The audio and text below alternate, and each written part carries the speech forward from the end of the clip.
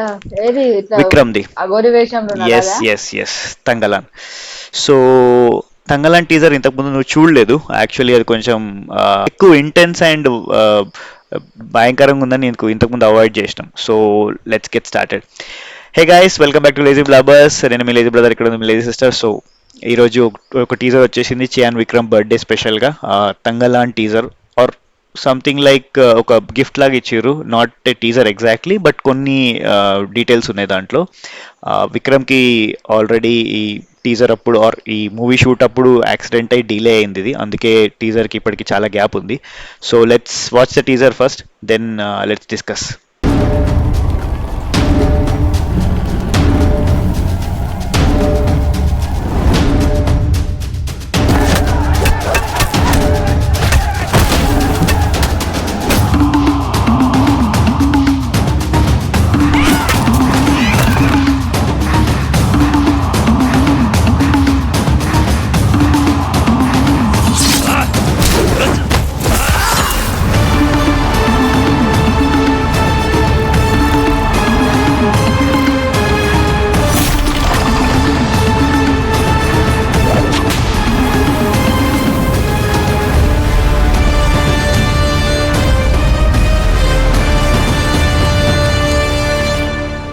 Teaser అని మొత్తంగా చెప్పలేము ఇది, ఎందుకంటే teaser plus making of the movie ఉంది. మేకింగ్. సో మేకింగ్ లో మాత్రం చాలా బాగున్నాడు విక్రమ్. అంటే ఆ సీరియస్నెస్ అట్లనే క్యారెక్టర్ ఉన్నాడు మేకింగ్ లో కూడా.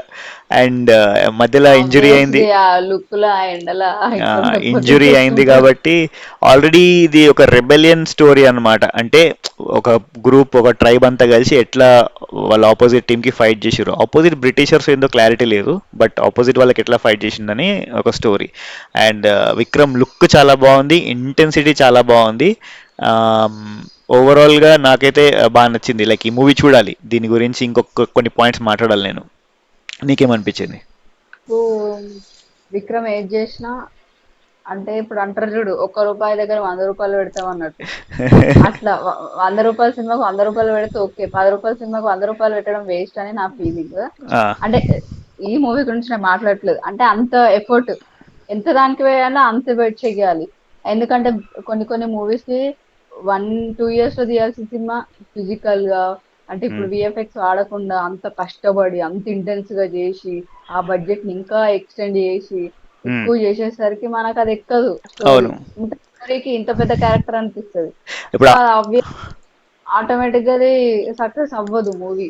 ఏ- సో ఉన్న క్యారెక్టర్ కి ఉన్న బడ్జెట్ కి ఎంత ఎన్ని డేస్ చేయాలో అంత చేస్తేనే అది ఓకే, సక్సెస్ అవుతుందా లేదా అనేది మనకు తెలుస్తుంది. నాకు విక్రమ్ తోటి అదే ఒక ప్రాబ్లం ఏంటంటే అన్ని సినిమాలు అంత ఎక్స్ట్రీమ్ గా కాన్సన్ట్రేట్ చేసి చేస్తాడు, మళ్ళీ మనకి ఏది అంత రీచ్ అవ్వదు. బట్ ఇప్పుడు ఐ విక్రమ్ మూవీ 100% చేస్తాడు కదా. ఇప్పుడు అంటే పెద్ద ఆ కాన్సర్ 100. ఈ ఈ ఈ మూవీ పెద్ద కాంట్రవర్సీ అవుతుంది, సరే. ఎందుకంటే చాలా మందికి సరే. ఇష్టం.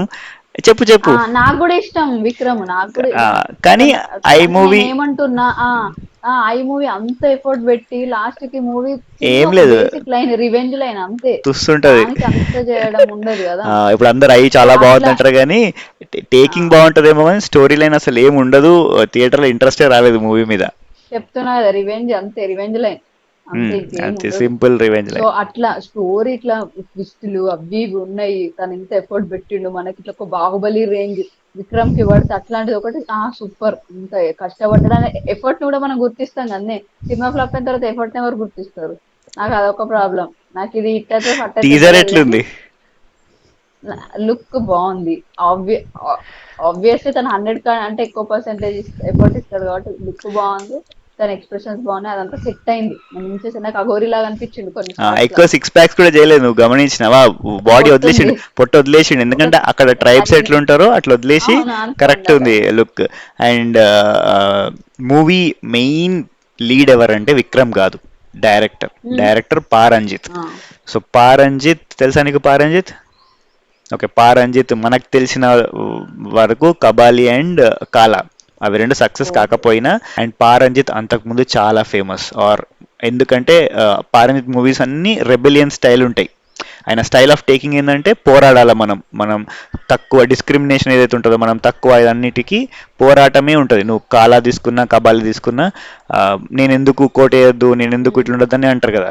సో ఉమ్, ఎక్కువ డిస్క్రిమినేషన్ సైడ్ తీసుకొని ఎట్లా రెబల్స్ అయ్యారు అనే స్టోరీస్ ఉంటాయి పారంజితి. కొన్నిసార్లు సక్సెస్ అయితే కొన్నిసార్లు ఫెయిల్యూర్స్ అనేవి కూడా ఉన్నాయి. కొన్నిసార్లు డీప్కి వెళ్ళిపోతాడు, మరి ఎక్కువ డిస్క్రిమినేషన్కి వెళ్ళిపోతాడు, అంత డీప్ మనం లైక్ చేయం ఆర్ చూడలేము. సో ఓవరాల్ అంటే మంచి యాక్షన్ పెట్టి చేస్తే నచ్చుతాయి. అట్లా ఇది ఉంది, విక్రమ్కి సూట్ అయ్యి యాక్షన్ ఉంది కాబట్టి నాకు ఇంట్రెస్ట్ ఉందన్నమాట ఈ మూవీలో. మరీ డీప్కి వెళ్ళిపోతే నచ్చేది కాదు. సో ఓవరాల్గా బాగుంది అండ్ లుక్ చాలా బాగుంది. విక్రమ్కి సక్సెస్ రావాలా, ఎప్పటి నుంచో కొట్టుకొని చచ్చిపోతున్నాడు. అదేదో సినిమా వచ్చింది ఎప్పుడు, బట్ వాళ్ళ కొడుకుతో చేసింది హిట్ అవ్వాల్సింది థియేటర్ అవును. అవ్వట్లేదు, అది పోయింది. ఆహా. అంతకు ముందు అసలు సక్సెసే లేదు ఆఫ్టర్ లాంగ్ టైం, ఇప్పుడు కూడా లేదు. సో థియేటర్లో ఒక సక్సెస్ పడాలని కోరుకుంటున్నా విక్రమ్కి. So happy birthday Vikram belated. Thank you all for staying with us. Yeah, bye.